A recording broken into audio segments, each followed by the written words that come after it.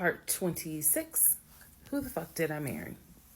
So I asked Legion, what's the deal about San Diego State? He was like, what are you talking about? And I said, why is there no records of you there?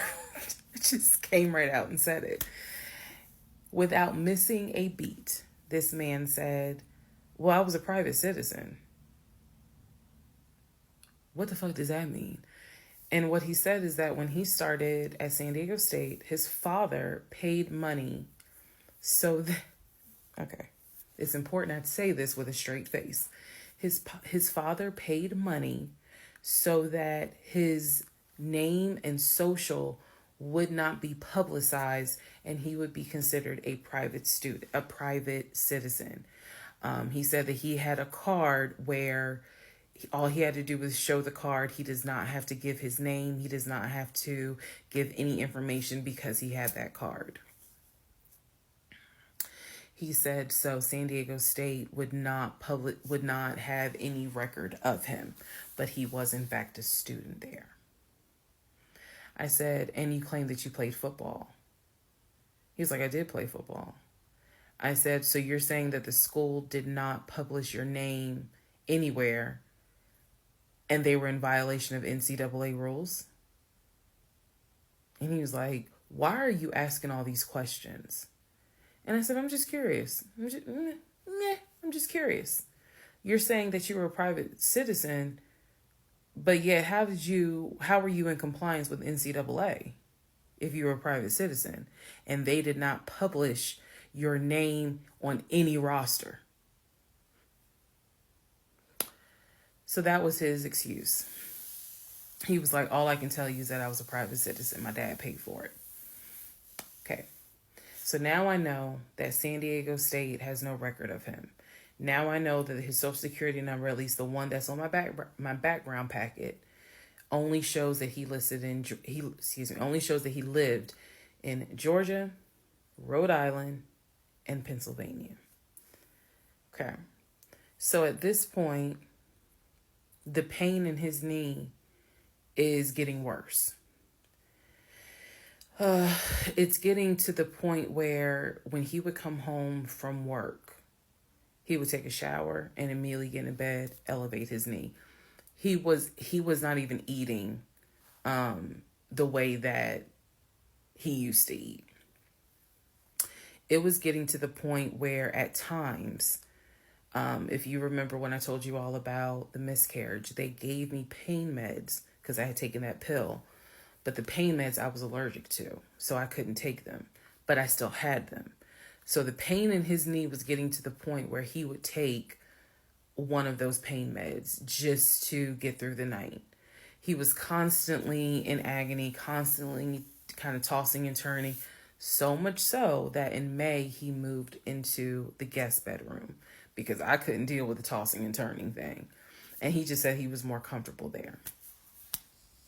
So what at first was I hit my knee at work, turned into, no, it was an old football injury. This has happened before. Turned into, it's painful for me to walk on it. Turned into, it's actually hard for me to work on it. But he was still going to work at 6:15 every morning and coming home between 3:30 and 4. So it is, again, I'm just giving you guys the chronological order of how all this happened.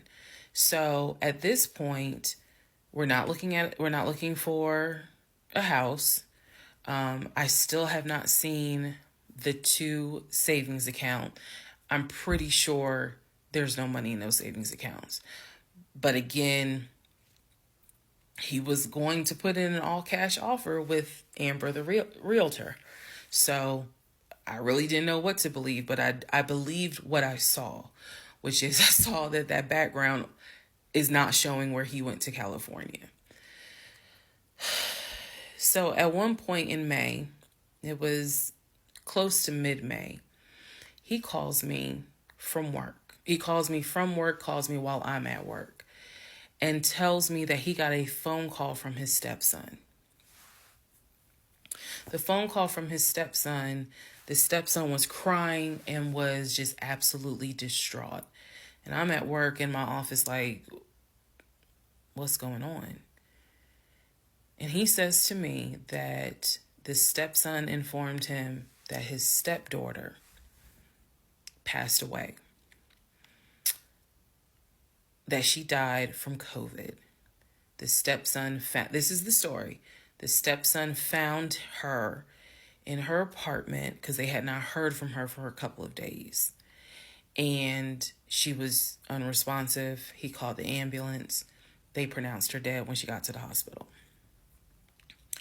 So he was calling to tell me that she had died. And he was also calling to ask me if I would object to him giving his ex-wife $2,000 towards the funeral. As I've stated before, and I still am this way to this day. I don't play about death. So when he told me that she died, I immediately went into the, all right, I'm sorry to hear that. Whatever we can do to help, let's help. Because surely nobody would make that up. So he was like, are you okay with that? He was like, we're married, and the agreement was that anything over $500 would be a discussion. So $2,000 definitely. And I said, yeah, that's totally fine. I'm fine with that. He was upset because, again, he was close with the kids. And my heart went out to his ex-wife. It did, because I can't even imagine. I cannot even imagine. So